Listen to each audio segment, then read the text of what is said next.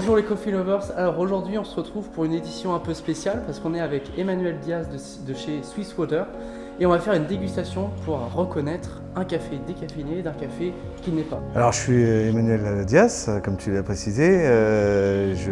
J'ai rejoint Swiss Water en mars 2018 pour évangéliser l'Europe sur le café décaféiné de bonne qualité et sans produits chimiques. Le process de Swiss Water, c'est un process qui utilise l'eau, le temps et un flow. Et une technologie propre qui a été développée par la société de filtre de charbon. Voilà. D'accord.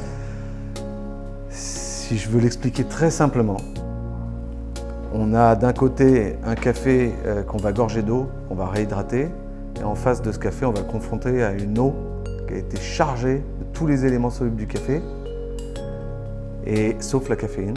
Donc la confrontation des deux va faire qu'il va y avoir une migration par osmose inverse de la caféine vers notre eau gorgée de soluble du café. On va prendre pour le même lot l'échantillon décaféiné et l'échantillon avant décaféination pour les comparer et voir les similitudes des lots. Notre objectif, c'est justement d'avoir un indicateur de proximité du lot d'origine. Puisque si on lui restitue un café qui est le plus proche possible du lot d'origine, finalement, la décaféination n'est pas un problème. Elle est de goût.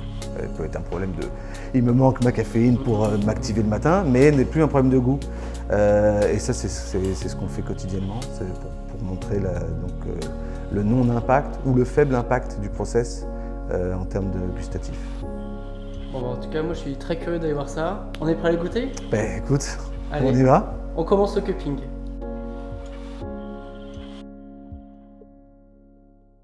Cup les lots avant de les décaféiner. C'est-à-dire qu'en fait, un lot comme ça, il va être cuppé après la production contre son jumeau décaféiné. Et il est probable qu'il soit recuppé décaféiné quand on propose aux clients. Voilà. Donc on peut les cupper, on cuppe au moins 2 fois, ça c'est sûr, si ce n'est 3-4.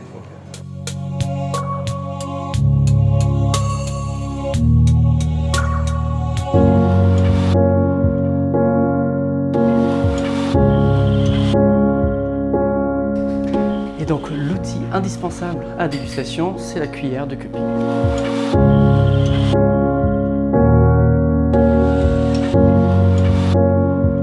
Les cafés étaient équilibrés, de l'acidité, du corps. C'était assez perturbant d'avoir autant de difficultés à faire le distinguo entre l'une et l'autre tasse. Aucune différence dans le ressenti, dans le goût, dans l'expérience de boire du café.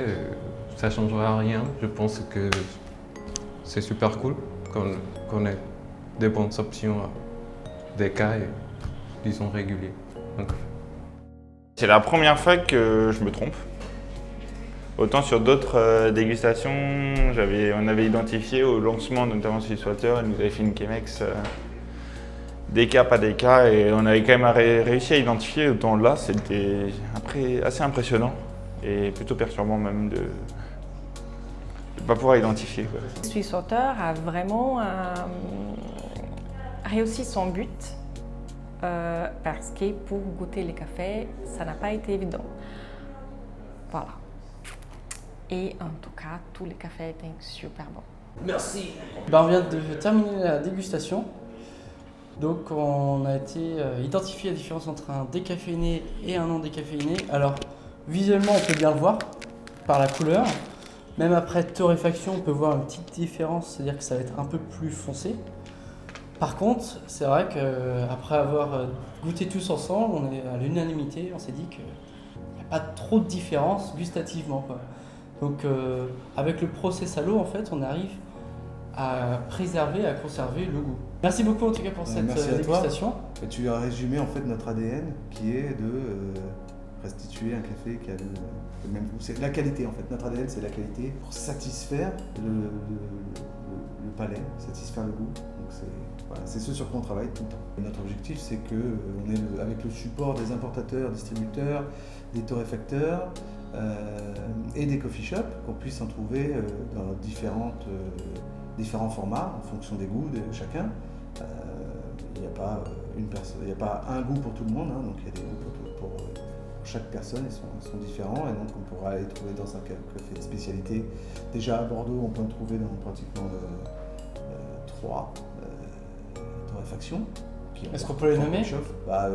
On peut les nommer. Café Pilla, L'Appel et Oven Even. Ok. Et ensuite, on a des partenaires importateurs qui vont proposer ces cafés-là aux torréfacteurs. Ça prend aussi il y a une inertie hein, de mettre ça en marche. Petit à petit, on va le voir dans de plus en plus d'endroits, notamment avec le soutien de partenaires comme Melco, comme Triple Cup, comme Sandali, comme Listenweissler, donc c'est quand même Icona, D.R. Harveyfield, je ne peux pas tous les nommer évidemment. Voilà, on travaille avec beaucoup de gens qui sont prêts à promouvoir le DK de bonne qualité. En fait, le DK qui est un café sans caféine en fait. Voilà. Café. Bon, je pense qu'on va terminer là-dessus. Merci beaucoup. Si vous voulez goûter ces cafés, vous avez les bonnes adresses. Et puis on se dit à très bientôt. Bientôt. Ciao.